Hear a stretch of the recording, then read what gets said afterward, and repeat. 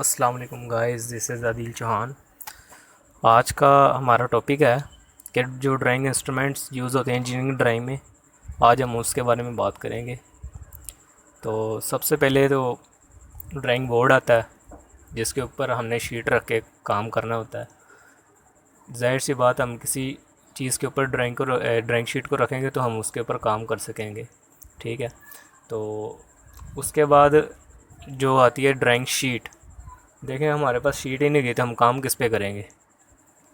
तो आपने इस सीक्वेंस के साथ याद रखना है, जैसे मैं आपको करवा रहा हूँ कि सबसे पहले ड्राइंग बोर्ड, फिर ड्राइंग शीट, उसके बाद आता है जी आपने इसे सेट करना है। अब तो सेट करने के लिए आपके पास टी स्केल होना चाहिए, जिससे आप इस शीट को फिक्स करने के लिए आप एडजस्ट करेंगे।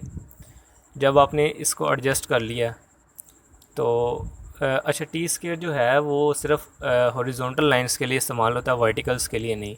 तो आप जब शीट फिक्स कर लें तो आपको फिर टेप की ज़रूरत है, क्योंकि आपने उसके ऊपर फिक्स करनी है, तो उसके लिए आपको ट्रांसपेरेंट टेप चाहिए। तो अच्छा, कोशिश करें कि आप जो टी स्केयर है वो आप ट्रांसपेरेंट लें। ट्रांसपेरेंट से आप ज़रा सही काम कर सकेंगे। उसके बाद आता है वर्टिकल लाइंस लगाने के लिए। तो वर्टिकल लाइंस लगाने के लिए आपके पास सेट स्केयर होना चाहिए। अभी ये जो आपको सेट स्केयर नज़र आ रहा है ये 60, इसकी जो एक साइड है वो 60 डिग्री की है और एक 30 डिग्री की लाइंस लगाता है ये। और इसके सेट स्केयर में दो हिस्से होते हैं, मतलब कि दो ये सेट स्केयर होते हैं, एक 45 डिग्री वाला, एक 30 और 60 डिग्री वाला।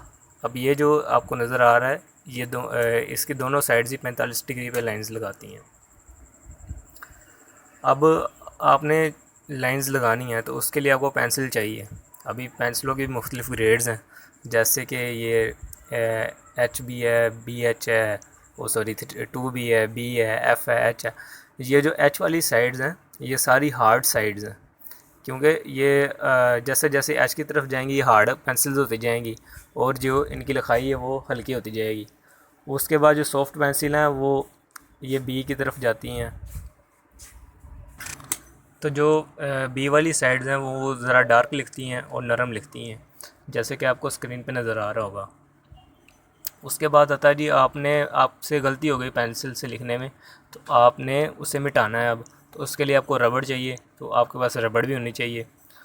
अब रबड़ से आपने जब मिटा लिया है तो उसका जो बुरादा होता है, अगर आप उसे हाथ से साइड पे करेंगे तो उसके निशान उसके ऊपर आ जाएंगे। तो आपने उसको कपड़े से हटाना है, हैंडकरचीफ से हटाना है, ताकि जो निशान है वो उसके ऊपर ना आए। और इसके बाद आता है जी स्केल कार्ड। इसका क्या मकसद होता है, अगर एक 20 बाय 15 का कमरा है या कोई बड़ा 100 बाय 50 का कमरा है या घर है, कोई प्लाट है, आप उसे शीट के ऊपर नहीं बना सकते।